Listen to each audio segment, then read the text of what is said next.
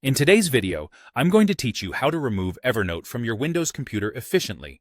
Let's jump right into the steps so you can get this done smoothly and ensure no traces are left behind. First, you'll want to open the Control Panel, which is your central hub for making various system changes. To do this, you'll press the Windows key and the letter R on your keyboard at the same time.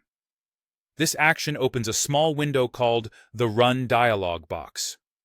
Once this box is open, you'll need to type the word Control and then press Enter. By doing this, you're essentially instructing your computer to open the control panel where you can manage different aspects of your system. Now that you have the control panel open, it's time to navigate to the Programs section.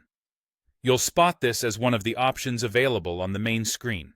Click on Programs, which will then give you further options. Here, you'll select Programs and Features. In some views, you might see this listed simply as Uninstall a program.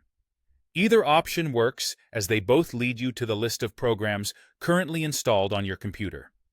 Once you're in the Programs and Features section, you'll see a comprehensive list of everything installed on your machine. Now, you'll need to scroll through this list to locate Evernote.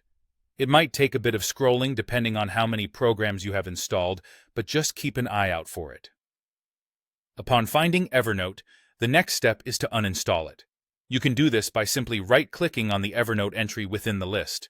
When you right-click, a menu will appear, and you'll want to select Uninstall from the options given. This action initiates the uninstallation process. The system will then prompt you with various on-screen instructions. It's important to carefully follow these prompts to ensure you fully uninstall Evernote. Usually, this involves confirming your decision to remove the software or potentially entering an administrator password if prompted.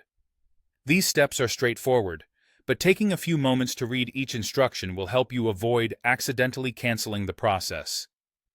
After you've completed these steps, Evernote will no longer be on your computer, freeing up some space and possibly improving your system's performance.